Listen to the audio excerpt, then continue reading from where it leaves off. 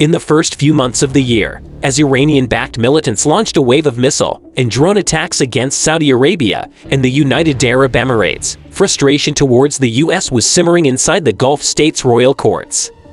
When U.S. President Joe Biden ordered billions of dollars of armaments to Ukraine to help it fight Russia's invasion, they saw this as proof that Washington was not treating their longtime Gulf partners with the respect they believe they deserve.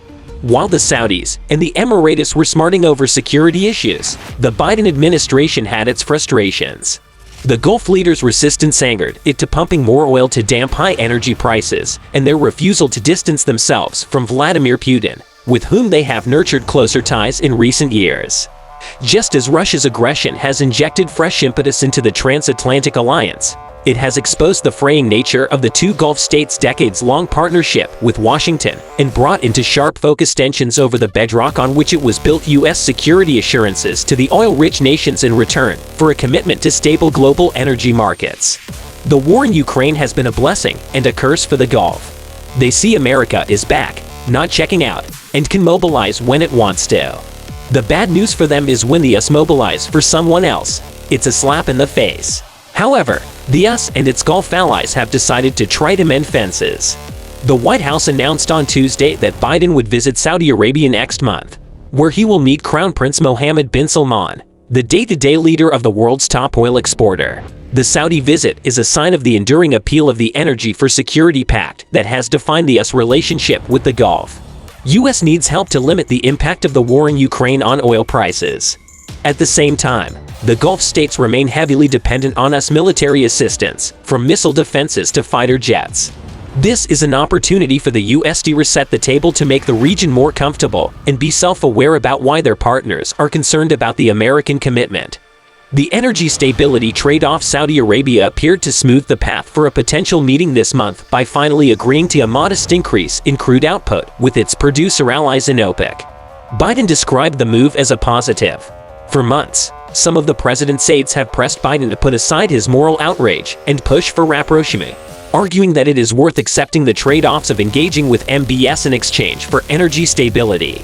The White House had previously considered a meeting between Biden and MBS at last October's G20 summit in Rome, but those tentative plans were scuppered when the prince chose not to attend. Emboldened by their leverage in energy markets, both Saudi Arabia and the UAE are likely to want signs of tangible support, not simply reassurances about U.S. commitments. High on their agenda will be a push for more formal, institutionalized security partnerships with the U.S., including improved intelligence and military cooperation to tackle the menace of missiles and drones. The fearsome in the Gulf about U.S. disengagement was aggravated last year after the U.S. pulled some of its air defenses from the kingdom for maintenance and rotation purposes. Madrid saw the withdrawal of some air defense systems as a sign of what, in their eyes, is the politicization of the US-Saudi relationship.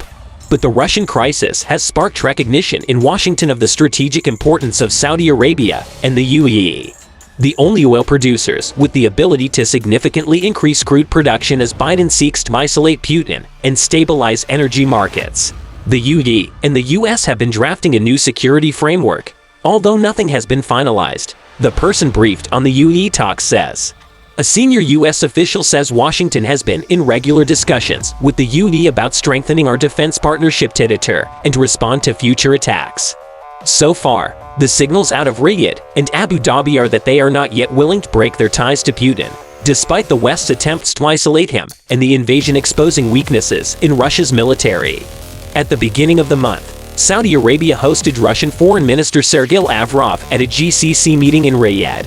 Putin's decision to intervene in Syria's civil war back Assad in 2015 elevated Russia's role in the Middle East, even if it was on the opposing side to the Gulf states. Combined with Moscow's relations with Iran, it has meant that fellow strongman Putin is increasingly viewed as a player and potential spoiler in the region.